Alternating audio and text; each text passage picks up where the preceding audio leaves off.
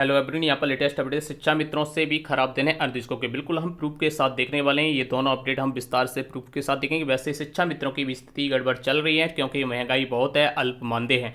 40 स्कूलों पर बड़ी कार्रवाई की गई है, आदेश जारी कर दिए गए, वेतन रोका गया बीएसए के द्वारा। यहाँ पर हम देखने वाले हैं जिसमें शिक्षक, शिक्षा निदेशक और अन्य स्टाफ इसमें शामिल है। तो यहाँ एक बार फिर से बीजेपी सांसद अपनी ही पार्टी पर करते हुए नजर आए और बेरोजगारी को लेकर के एक बार फिर से मुद्दे को उठाया है। आपका मानना क्या है ये कमेंट बॉक्स में जरूर बताइए, लेकिन पहले अपडेट पूरा समझिए, उसके बाद अपनी राय कमेंट बॉक्स में दीजिएगा। तो यहाँ पर आप देख सकते हैं बच्चों को पढ़ाने के बाद ई रिक्शा चला रही हैं अनुदेशक सुनीता। यहाँ पर आप देखेंगे इन्होंने ये जो ई रिक्शा खरीदा है वो किस तरीके से खरीदा है। और आप सभी जानते हैं अनुदेशकों की जो स्थिति है, यानी इनकी जो नियुक्ति हुई थी 2008 में हुई थी, जो 7,000 मानदेय पर हुई थी। अभी तक इनको 7,000 ही मिल रहा था, बस 2 महीने से 9,000 मानदेय कर दिया गया है।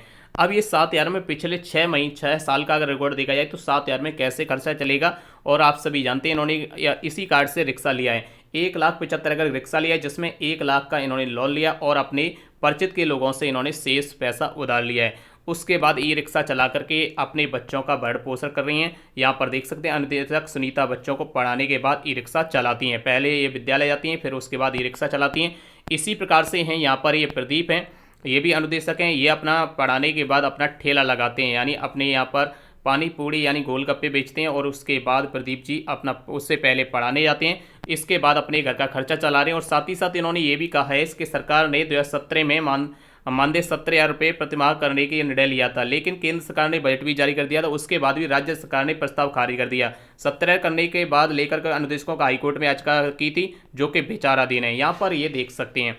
तो इन्होंने ये भी कहा है कि इनके पास जो जिम्मेदारी है, बहुत बड़ी जिम्मेदारी है, 200 से 250 रुपये ये कमा रहे हैं, लेकिन इनको एक आर्थिक स्थिति गड़बड़ है। और साथ ही साथ इन्होंने कहा है कि इनके पास जो जिम्मेदारी है वो अपनी बहन की शादी भी करनी है, तो इसलिए इनकी जो स्थिति है बहुत ही गड़बड़ हो जाती है। स्कूल से छूटने के बाद बेचते हैं चाट भंडार। तो इसके अलावा आप देखेंगे यहाँ पर कि शिक्षा मित्र निदेशकों की स्थिति को अगर देखा जाए तो यहाँ पिछले 6 वर्ष की तुलना करें तो शिक्षा मित्रों से भी खराब है अनुदेशकों की स्थिति। इसका कारण ये है कि यहाँ अनुदेशक शिक्षा मित्र को तो 10,000 मानदेय मिलता है, जबकि अनुदेशक को पिछले 6 साल केवल 7,000 ही मानदेय मिला है। जबकि शिक्षा मित्र 80% नजदीकी विद्यालय में, महिला शिक्षा मित्र हैं वही अपने विद्यालय से थोड़ी दूर हैं, या फिर कुछ शिक्षा मित्र अपने साथी हैं वो मूल विद्यालय नहीं वापसी आ पाए, यानी ऐसे 20% शिक्षा मित्र हैं जो दूर के विद्यालय में, जबकि 80% पास के में। अनुदेशक देखा जाए तो 10 किलोमीटर से 50 किलोमीटर की दूरी पर जाते हैं, जो ऐसे लगभग 80% अनुदेशक हैं जो दूर के विद्यालय में, जो कि कक्षा 6 से 8 तक ही पढ़ाते हैं। और मात्र 7,000 रुपये मानदेय मिलता था। उसमें भी देखा जाए जो 50 किलोमीटर 40 किलोमीटर जाते हैं उनका रोजाना का यानी 100 रुपये लीटर से 1 लीटर जाने में, 1 लीटर आने में, यानी 200 रुपये का पेट्रोल खर्च होगा। महीने में यानी 6,000 रुपये का पेट्रोल खर्च होगा। और उसके बाद इन्हें 7,000 रुपये मिलता था। तो आप समझ सकते हैं 1,000 में क्या परिवार चल सकता है, जबकि शिक्षा में तो 10,000 में नहीं चला सकते, क्योंकि आज की महंगाई इतनी है इसलिए नहीं चला सकते। तो 1,000 में अनुदेशक कैसे चलाएगा। तो इसलिए यहाँ पर अनुदेशक की स्थिति शिक्षा मित्रों से भी बदतर होती जा रही है। शिक्षकों को यहाँ पर शिक्षा मित्रों को अनुदेशकों को लेकर के सरकार को सोचना चाहिए।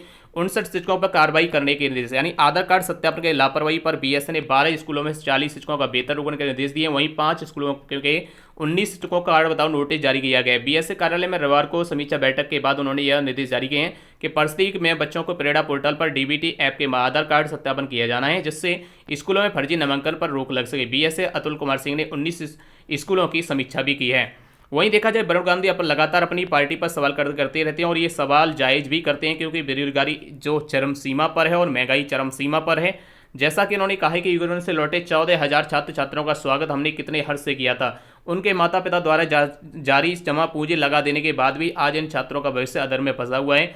न कोई डिग्री है, न यहाँ पर कोई उम्मीद है। सरकार को इन छात्रों की सुध लेते हुए इनके भविष्य का रास्ता तय जरूर करना चाहिए। जैसा कि आप सभी जानते हैं यूक्रेन में जब युद्ध शुरू हुआ था उसके बाद से इन छात्रों को बुला लिया गया तो इनका जो डिप्लोमा है वो कंप्लीट है, इनकी एजुकेशन नहीं हो पाई, तो इनको बीच में ही छोड़ के आना पड़ा है। तो यहाँ ना तो इनको डिग्री मिल पाई है, ना ही अभी आगे कोई सरकार से उम्मीद है। इसलिए उन्होंने कहा है कि सरकार को इन पर सोचना चाहिए। इनका पैसा तो फंस गया है, लेकिन इनके आगे क्या भविष्य क्या होगा अभी ये सरकार को ही तय करना चाहिए।